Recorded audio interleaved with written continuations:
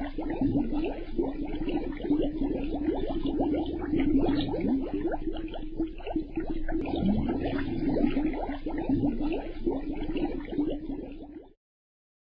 الله الرحمن الرحیم. ان الحمد لله نحمده و نستعینه و نستغفره و نعوذ بالله من شرور انفسنا و من سیئات اعمالنا.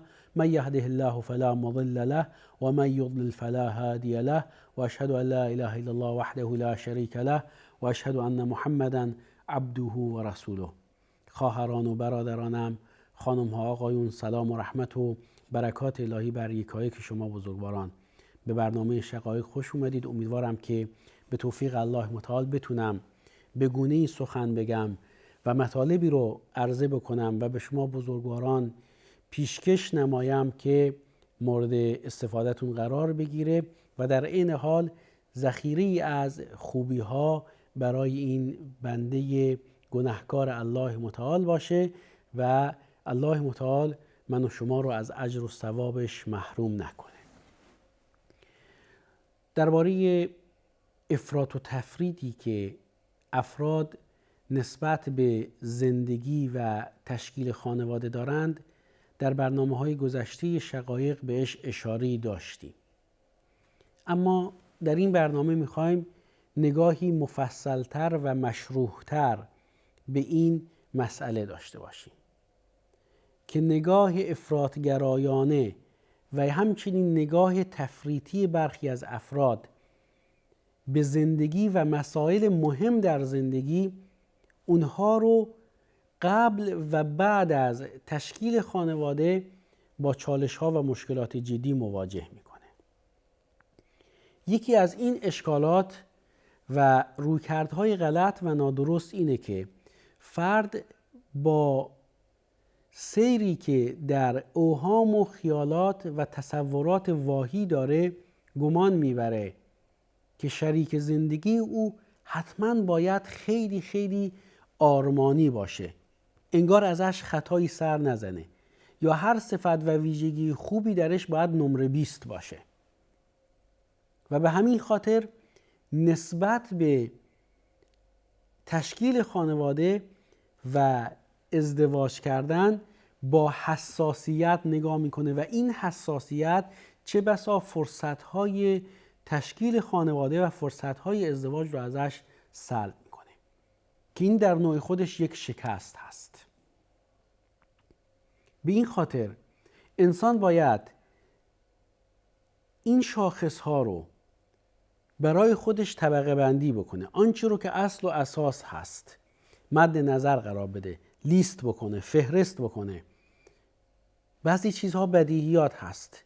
شریک زندگیش باید با عفت و پاکدامن باشه، خب این جای خودش. شریک زندگیش باید صادق و راستگو باشه، آیا این صفت رو داره؟ و به همین شکل اولویت بندی بکنه صفات و ویژگی ها و شرایطی رو که لازم میدونه باید در شریک زندگی خودش ببینه، نه در اوهام و تصورات بلکه در یک نگاه واقع بینانه. نمره بده، در این صفت خوب نمرش 20، در این صفت بد این نمره رو میگیره. ارزیابی بکنه، مورد سنجش قرار بده، سبک و سنگین بکنه، بعد تصمیم گیری بکنه بدور از حساسیت با واقع بینی. اما اگر این گونه نباشه، یعنی با حساسیت بیمورد و نابجا بخواد انتخاب بکنه، در اوهام و خیالات سیر بکنه، این فرد دچار شکست خواهد شد. چه بسا نتونه و جرأت این رو پیدا نکنه که اقدام بکنه به ازدواج و عمری ازش بگذره، 20 رو پشت سر بگذاره، 30 رو پشت سر بگذاره، 40 رو پشت سر بگذاره و موهای سفید بر محاسن و چهره او و در سر او نمایان بشه، اما جرأت ازدواج کردن رو از دست بده. و یا حتی اگر ازدواج هم بکنه، ازدواجش با شکست مواجه بشه، چون در اوهام و خیالات سیر کرده. لذا در این بخش میپردازیم به اونی که میخواد اقدام به ازدواج بکنه، واقع بین باشه، در اوهام و خیالات سیر نکنه. بنازم رسول گرامی اسلام صلی الله علیه و آله و سلم رو که در نشون دادن راه زندگی و درست زندگی کردن هیچ کوتاهی نفرمودند و ریز و درشت مسائل زندگی رو برای ما معرفی فرمودند و راهنمودهای اون بزرگوار برای ما راهگشایی هست که بتونیم راه خودمون رو پیدا بکنیم به سوی سعادت و رستگاری و خوشبختی.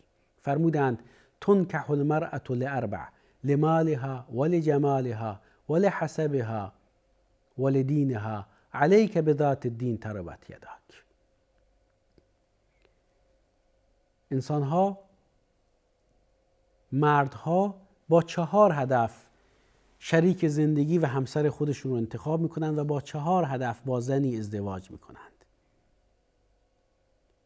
به خاطر مال اون زن، به خاطر ثروت زیادی که داره، یا به خاطر جمال و زیبایی که داره، یا به خاطر اینکه از موقعیت اجتماعی خاصی برخوردار هست، مثلا از خانواده فلانی است. و فرمودند یا به خاطر دینش، به خاطر اینکه دختر خانومی متدین یا خانومی دیندار هست. و فرمودند خیر ببینی، زن دیندار انتخاب بکن، خیر میبینی. و خیر و خوبی سراسر در زن دیندار و با ایمان هست. نکته رو داشته باشید، ما برای تعیین شاخصها و معیارهایی که میخوایم شریک زندگیمون رو انتخاب بکنیم باید خیلی دقیق باشیم، وسواس نداشته باشیم، حساسیت مثبت داشته باشیم، بدین معنا که دقیق باشیم. این دقت نظر ما رو بر اون میداره که به راهنمود رسول خدا صلی الله علیه و آله و سلم عمل بکنیم. لذا من اجازه میخوام از دوستان جوانم که بیننده این برنامه هستند و میخوان نسبت به تشکیل خانواده و ازدواج اقدام بکنن، این راهنمود رسول خدا صلی الله علیه و آله و سلم یک قاعده کلی و حیات بخش و سعادت بخش هست که اگر بهش عمل بکنید، خود رسول خدا صلی الله علیه و آله و سلم فرمودند خیر میبینید. زن دیندار انتخاب بکنید. زن دیندار جمال و زیباییش برای خودش و همسرش هست. زن دیندار اگر ثروتمند هم باشه، ثروتش به کار خودش و به درد شوهرش میخوره. زن دیندار تکبر و تجبر این رو نداره که من دختر فلانیم، بابام فلانی هست.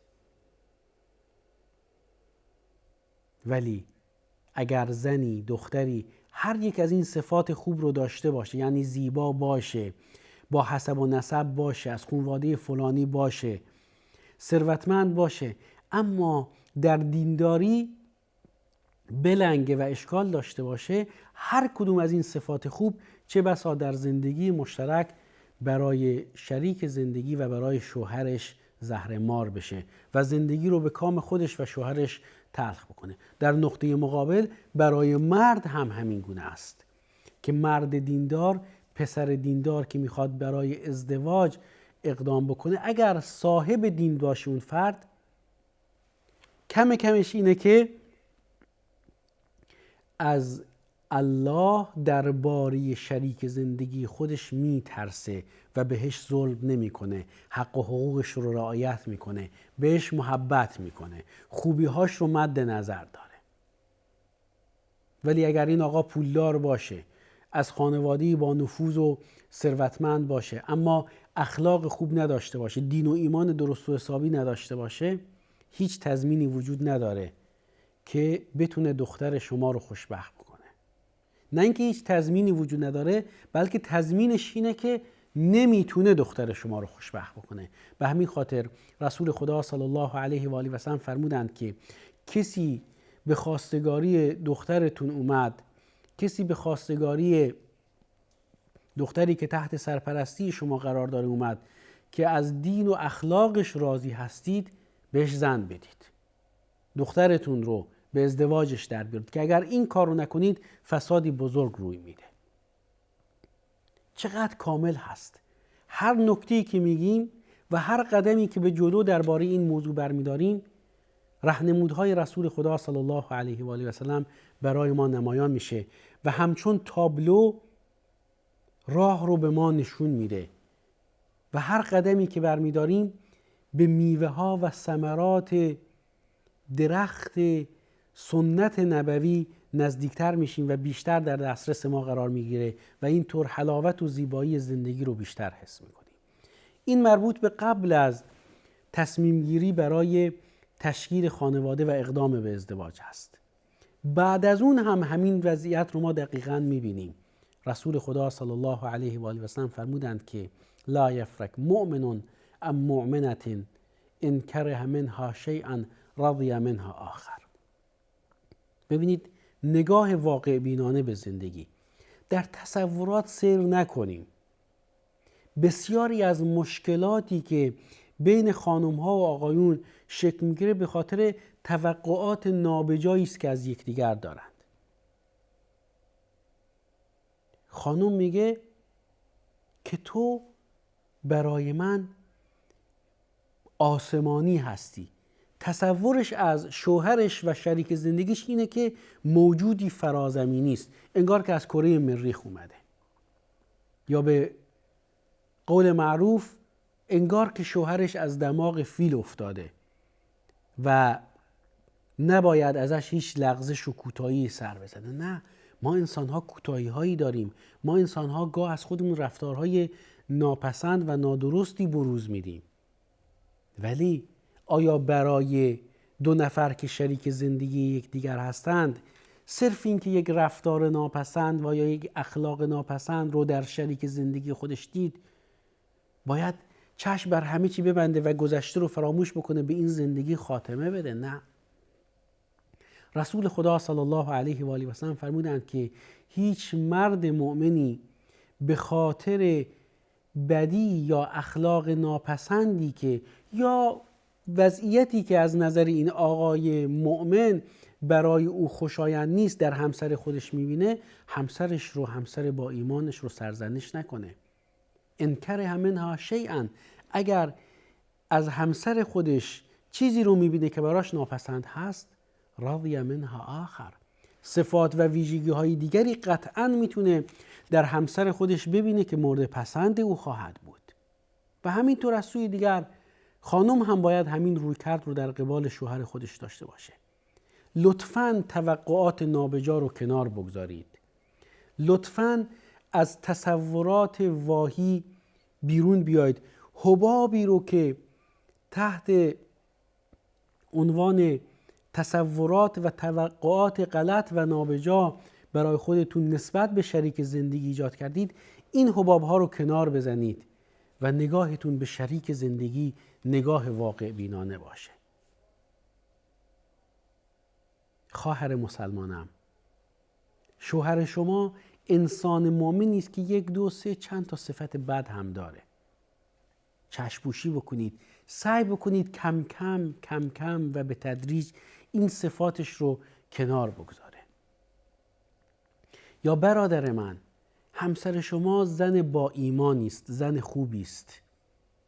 اگه بخواید مجموعه خوبی ها و بدی هاش رو مورد ارزیابی قرار بدید، میبینید که نمره قبولی و بلکه نمره خوب هم میگیره. اما به خاطر اون 1 2 نمره 3 نمره‌ای که از نظر شما ناپسند هست، دیگه شایسته نیست که چشم بر همه خوبی‌هاش ببندید و خوبی‌هاش رو نبینید. پس بیایید همدیگر رو درک بکنید و همین نقطه آغاز تفاهم و خوشبختی در نظام زندگی است. توجه به این راهنمود رسول خدا صلی الله علیه و آله و سلم.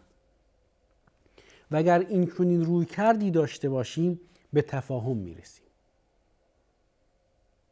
خانم ها و آقایونی که میخوان اقدام به ازدواج بکنند و تشکیل خانواده بدند، تفاهم و فهمیدن یکدیگر بسیار حائز اهمیت هست.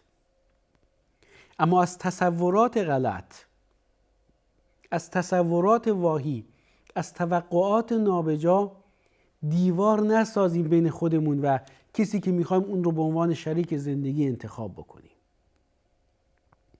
از تصورات غلط و نگاه فرازمینی و توقعات نابجا دیواری نسازیم که بین ما و همسرمون ایجاد مانع بکنه و از رسیدن ما به خوشبختی منعمون بکنه. مراقب باشیم. اینجاست که اگر حیات طیبه میخوایم، اگر زندگی پاک و پاکیزه میخوایم، ببینیم و بنگریم که رسول خدا صلی الله علیه و آله و سلم چطور زندگی کردند.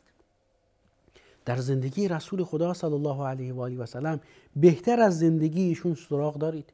خوشبخت‌تر از مادران مؤمنان، خوشبخت‌تر از همسران رسول خدا صلی الله علیه و آله و سلم سراغ دارید؟ بهتر و نمونه‌تر از زندگی رسول خدا صلی الله علیه و آله و سلم سراغ دارید؟